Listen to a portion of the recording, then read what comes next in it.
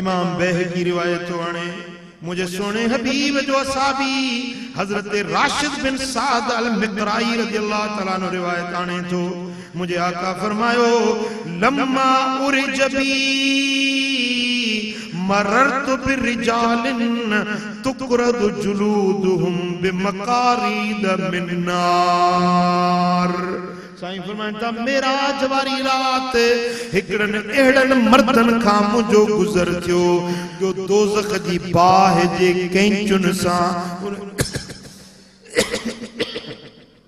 जहन्नम जी बाह जे कैंचुन सां उन्हनि जी खल उबती करे लाथी पे वई।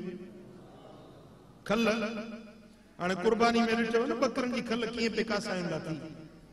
हां खल जिंदा माण्हू जी खल मलाइक लाहिन पिया पर दोज़ख जे कैंचुन सां कपे।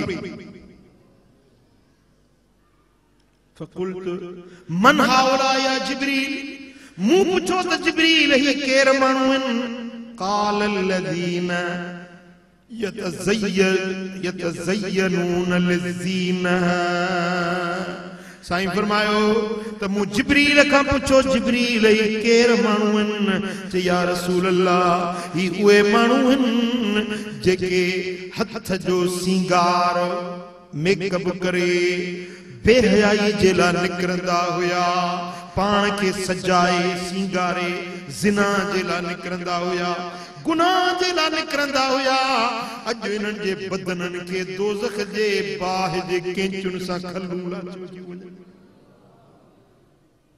हिकिड़ो माण्हू जेको बेहयाई जे लाइ ठही सबरी निकिरे थो न, मेरा कपड़ा पाए तो कोन वेंदो न, मजूरी वारा कपड़ा पाए तो कोन वेंदो न, पंहिंजा सुठा कपड़ा पाईंदो, वेंजंदो, अतर लगाईंदो, सेंट परफ्यूम लगाईंदो, पाण खे ठाहे सिंगारे निकिरंदो बेहयाई जे लाइ, ज़िना जे लाइ।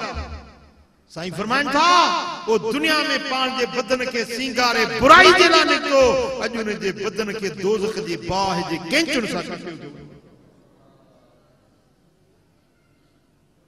अल्लाहु अकबर कबीर अल्लाहुम्मा हफ़िज़ना मिन अज़ाबिन नार।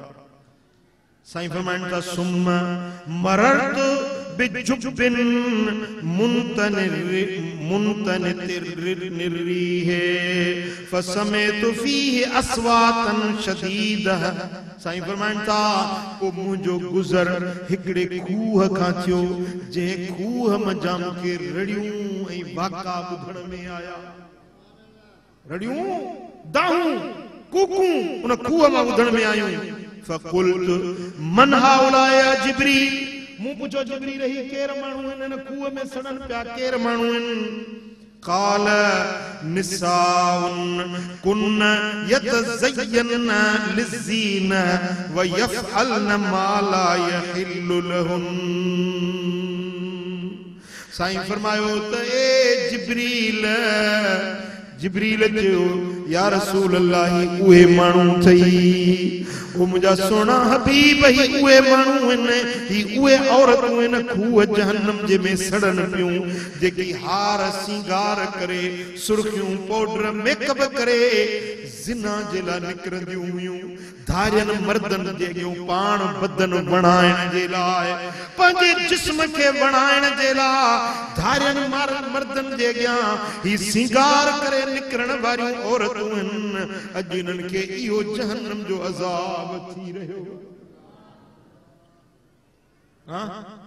अॼु औरतूं सुर्खियूं पाउडर मेकअप कनि थियूं, हज़ारे रुपया मेकअप ते ख़र्च थो थिए पंहिंजे बदन खे सिंगारण जे लाइ त धारियन मर्दन खे मां वणा परावर मर्दन खे पाण वणाइण जे लाइ औरतूं सिंगार करे निकिरनि थियूं।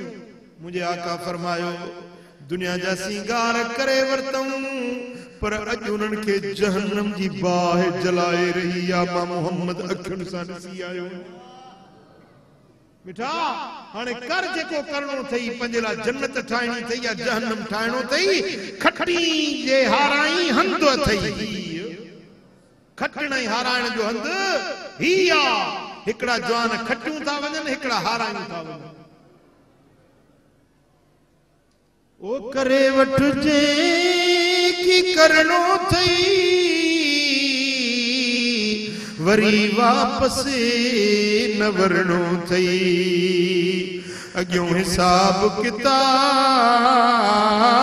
थियणो थई सारे सब साफ़ ॾियणो आ छॾे न दार दुनिया खे क़ब्र ॾे नेठ हलणो आ उते नई धूड़ में विझंदई सामीअ में नेठ सुम्हणो आ न को माइट न को मारू न को पीउ माउ कम ॾींदई भॼी बेज़ार ॿाहिरि थींदई भॼी बेज़ार ॿाहिरि थींदई यके सिर सूर सहणो आ